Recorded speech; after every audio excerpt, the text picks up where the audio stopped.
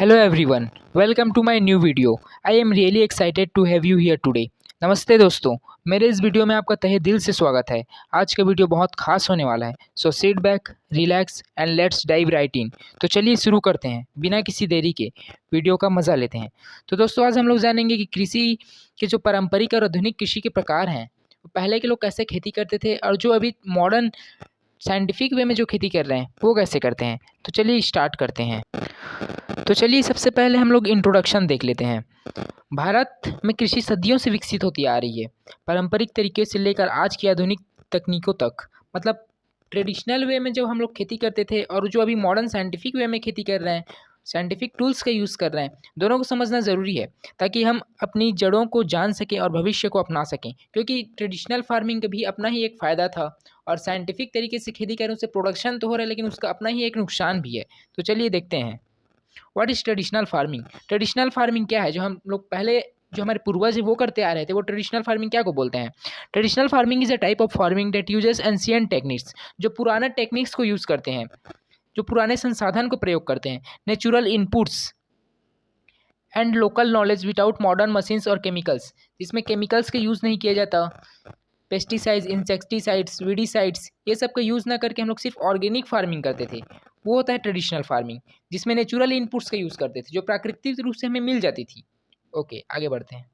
Types of traditional farming. अब अलग अलग ट्रेडिशनल फार्मिंग है, तो सबसे पहले देखते हैं सबसिस्टेंस फार्मिंग, आत्मनिर्भर खेती। Farmers grow crop mainly for their own family, very little or no surplus left to sell, labour intensive and rain fed, grown on small land holdings, example rice and wheat. मतलब इसमें किसान अपने परिवार के लिए फसल उगाते थे, उन्हें मार्केट में सेल करना इम्पोर्टेंट नहीं था, वो अपने खुद के लिए मतलब अपने परिवार के पालन पोषण के लिए खेती करते थे। उन्हें बेचने से मतलब नहीं रहता था, मतलब वो अपने पेट भरने के लिए था। और वे हमेशा रेन रेन पे आधारित रहते थे, रेनफॉल पे आधारित रहते थे, वो आर्टिफिशियल रूप से इरिगेशन नहीं करते थे। ओके, और छोटे लैंड पे खेती की जाती थी, जैसे राइस और वीट का। फिर आता है शिफ्टिंग कल्टीवेशन। शिफ्टिंग कल्टीवेशन में मेनली क्या किया जाता था, एक फॉरेस्ट लैंड है उसमें फॉरेस्ट को कट कर दिया जाता था, मतलब जितने भी प्लांट्स लगे रहते थे फॉरेस्ट में, वहाँ पर के एरिया को प्लांट्स को कट के कर दिया जाता था। उसके बाद उस एरिया में जला दिया जाता था जितने भी प्लांट्स कट किए हैं। उसके बाद वहाँ पर 2 से 3 साल तक खेती की जाती थी। लेकिन 2 से 3 साल लगातार खेती करने से जब सॉइल फर्टिलिटी डिग्रेडेट हो जाता था, ख़त्म होने लगता था, तो उसके बाद उस जगह से दूसरे जगह शिफ्ट हो जाते थे। इसलिए इसको शिफ्टिंग कल्टीवेशन बोलते हैं, मतलब एक जगह से दूसरे जगह जाना। लेकिन ये बहुत नुकसान भी करता है क्योंकि लैंड का इसमें वेस्टेज ज़्यादा हो रहा है, क्योंकि सॉइल फर्टिलिटी कम हो रहा है, फिर फार्मर्स दूसरे जगह का प्लांट्स काट रहे हैं और वहाँ खेती कर रहे हैं, तो ये एक तरह से गलत है। Mixed farming, growing crops and rearing animals together on the same field or farm provides food, milk, manure and drought power, enhance sustainability. Mixed farming में क्या होता है, एक ही लैंड में, एक ही फार्म में, एक ही खेत में, मतलब एनिमल का भी रेस करेंगे, मतलब एनिमल का भी पालन पोषण करेंगे और क्रॉप्स भी उगाएंगे। इससे क्या होता है, जो क्रॉप्स का रेसिड्यू रहता है, मतलब जो भी क्रॉप्स का स्ट्रॉ मिलेगा, पैरा मिलेगा, या जो भी वहाँ घास उगेगा, उसको एनिमल ग्रेस करेगा, उसके लिए एक फोडर का काम करेगा, फीडर का काम करेगा। और जो एनिमल से हमको डंग मिलेगा या उसका बाई प्रोडक्ट मिलेगा, वो हैज़ अ मैन्योर यूज़ करेंगे फार्म में, तो इसमें एक दूसरे को म्यूचुअल बेनिफिट मिलता है। इससे क्या होता है, सस्टेनेबिलिटी बढ़ता है, केमिकल का कम यूज़ होता है, साल भर इनकम मिलता है। इसलिए मिक्स्ड फार्मिंग बेस्ट है, जो अभी भी हमको करना चाहिए। Terrace farming, practiced on hilly slopes by cutting steps into mountains, preventing soil erosion and conserve water, common in Uttarakhand and Himachal. इसमें क्या होता है, जो पहाड़ी क्षेत्रों में मतलब जो सीढ़ी रहता है ना, उसे सीढ़ी सीढ़ी टाइप का बनाया जाता है, जिससे क्या होता है, सोयल इरोजन को प्रिवेंट करता है। मतलब जो मृदा है वो एक जगह से दूसरे जगह नहीं जा पाता, रुक जाता है, और वाटर भी कंजर्व रहता है, जिससे वाटर वेस्टेज कम होता है और सोयल का भी जो इरोजन है वो कम होता है। और मेनली ये उत्तराखंड और हिमाचल प्रदेश में किया जाता है। Okay, dry land farming, farming in area with low rainfall and no irrigation, drought resistance crop like millet and pulse are grown. देखो ड्राई लैंड फार्मिंग क्या होता है, ऐसा फार्मिंग जिसमें इरिगेशन का यूज़ नहीं किया जाता, मतलब आर्टिफिशियल रूप से सिंचाई नहीं की जाती। तो ऐसे फार्मिंग क्या रहता है, रेनफीड रहता है, जो नेचुरली रेनफॉल पर डिपेंड रहता है। तो ऐसा खेती के लिए हमको ड्रॉट रेजिस्टेंस क्रॉप चाहिए जो सूखा को सहन कर सके, जैसे कि मिलेट्स हो गया, पल्सेस हो गया, ये सब ऐसे क्रॉप हैं जो विदाउट वाटर या लेस वाटर में भी ग्रो कर सकते हैं। तो ऐसे क्रॉप्स हमको चूज करना होगा या सिलेक्ट करने होगा जो ड्राई लैंड फार्मिंग के लिए सुइटेबल होते हैं। Okay, rainfed farming. Rainfed farming मतलब वर्षा आधारित खेती जो सिर्फ रेनफॉल पर डिपेंडेंट है। Entirely dependent on monsoon rains, no artificial irrigation, crop success varies with rainfall. तो इसमें क्या होता है, जो क्रॉप रहता है वो पूरी तरह से रेनफॉल पर डिपेंड करता है, वर्षा पर आधारित रहता है, और नो आर्टिफिशियल रूप से कोई सिंचाई नहीं की जाती इसमें। और क्रॉप का जो सक्सेस रेट है या क्रॉप का जो फेल्यूर है वो किस पर डिपेंड करेगा, रेनफॉल पर, क्योंकि ये रेनफेड फार्मिंग है, सिर्फ जो फार्मर रहेगा वो रेनफॉल पर भी डिपेंड रहेगा। इंडिजीनियस फार्मिंग, ये वही ट्रेडिशनल फार्मिंग का ही टाइप है जिसमें बता रहे हैं based on local custom, seeds and knowledge pass through generations, eco friendly and low inputs. Indigenous farming एक तरह का प्रॉफिटेबल तो है लेकिन प्रोडक्शन कम होता है। जैसे देखते हैं, based on local custom, seeds and knowledge, मतलब लोकल सीड्स का, लोकल नॉलेज, जो हमारे पूर्वज जो नॉलेज के यूज़ करते आ रहे हैं उसी नॉलेज को यूज़ करते करते हम लोग खेती करते हैं, मतलब वो जैसे सोचते हैं उसी प्रकार से हम खेती करते हैं। ये इको फ्रेंडली है, लो इनपुट्स लगता है, ज़्यादा इनपुट्स नहीं लगता, लागत भी कम लगती है, लेकिन इसमें प्रोडक्शन कम होता है। प्रॉफिटेबल है बट इन्वायरमेंटल के लिए प्रोडक्शन पॉइंट ऑफ व्यू से कम है।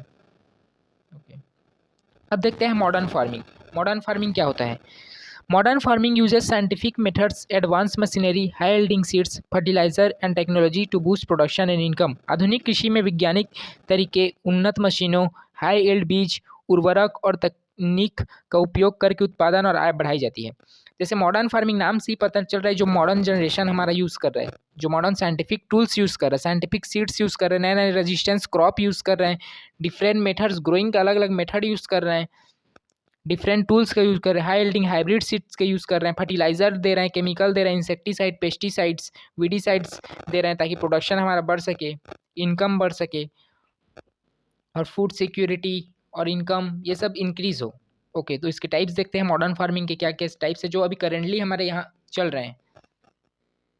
Commercial farming, large scale farming for market scale. Commercial farming उसको बोलते हैं जहाँ पर एक फार्मर लार्ज स्केल में किसी स्पेसिफिक क्रॉप को ग्रो करता है, किस लिए, कॉमर्शियल पर्पज़ के लिए, सेलिंग पर्पज़ के लिए, सरप्लस के लिए, जिसमें वो ट्रैक्टर का यूज़ करता है, हार्वेस्टर का यूज़ करता है, अलग अलग इरिगेशन सिस्टम, ट्यूबवेल्स, पाइप्स का यूज़ करता है, जो मॉडर्न वे में है, कॉमर्शियल लेवल पे है, बड़े स्तर पर करते हैं।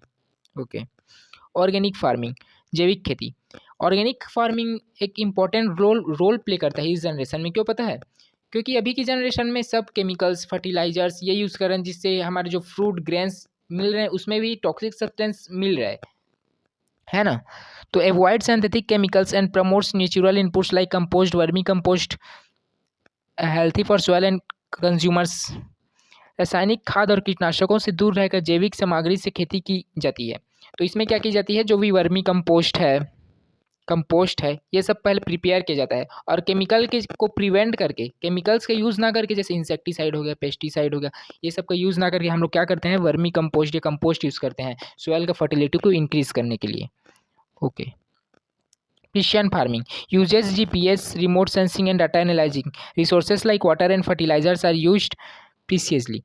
देखो, प्रिसिशन फार्मिंग में क्या होता है, ये एक तरीका का डाटा एनालाइजिंग है जो पहले से डाटा एनालाइज करता है कि कहाँ कैसे खेती होता था, मतलब डाटा को एनालाइज कर लेगा कि कितना प्रोडक्शन हुआ, क्या खेती किए थे, कितना इरिगेशन फैसिलिटी था, तो वो सब पहले से उसको अंदाज़ा हो जाएगा कि अगर मैं ये वाला खेती करता हूँ तो उससे मेरे को कितना प्रोडक्शन होगा, कितना लॉस होगा।